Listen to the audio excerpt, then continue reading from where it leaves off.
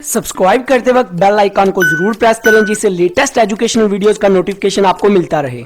Industrial psychology, organisational psychology and occupational psychology, ये तीनों psychology का सेम कॉन्सेप्ट है, सेम लॉजिक है।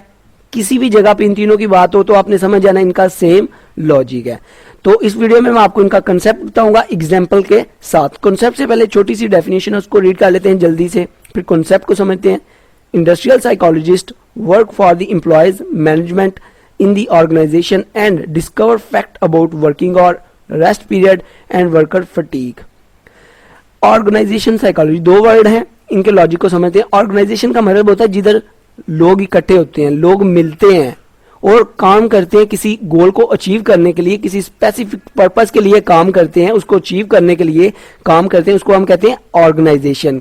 कंसिस्टेंसी काम करते हैं, मतलब लगातार डेली रूटीन में काम करते हैं और उस गोल को अचीव करते हैं, उसको हम कहते हैं ऑर्गेनाइजेशन। साइकोलॉजी का क्या मतलब होता है? साइकोलॉजी जो है ना, मॉडर्न डेफिनेशन बता रहा हूं, एक साइंस है जिसको इस्तेमाल करके हम लोगों की, ग्रुप्स की, इंडिविजुअल, सोसाइटी की, कम्युनिटी के बिहेवियर की, उनके माइंड परसेप्शन को समझते हैं, उनके एटीट्यूड को, उनके बिहेवियर को समझते हैं, उनकी थिंकिंग को समझते हैं, वो कैसा सोचते हैं, कैसे उनकी थॉट्स, फीलिंग्स को समझते हैं।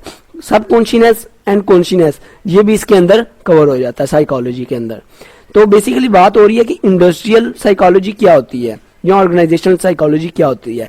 इंडस्ट्रियल साइकोलॉजिस्ट जो होता है ना, वो काम करता है क्या, किस पे काम करता है कि जो मैनेजमेंट है उसको इंप्रूव किया जाए, जो उसके अंदर काम कर रहे हैं एम्प्लॉयर, उनकी परफॉर्मेंस को इंप्रूव किया जाए। जैसे कि जो लोग है ना, जो एम्प्लॉयर होते हैं, इंडस्ट्री के अंदर काम कर रहे होते हैं, उन्होंने क्या देखना होता है, वो कहते हैं उन्हें, वो सोचते हैं कि यार हम थोड़ा काम से रिलैक्स हो जाएं, हम बच जाएं।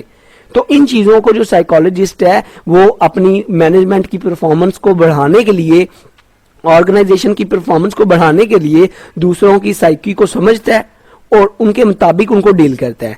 जैसे मैं आपको एक एग्जांपल देता हूं, जो एक एम्प्लॉयर है उसको एक ऑर्गेनाइजेशन के अंदर रहने के लिए क्या चाहिए? सैलरी चाहिए, सिक्योरिटीज चाहिए, उसके बाद ये रिस्पेक्ट चाहिए। ये तीन फैक्टर अगर उसको नहीं मिलेंगे तो वो आपकी इंडस्ट्री को छोड़ देगा।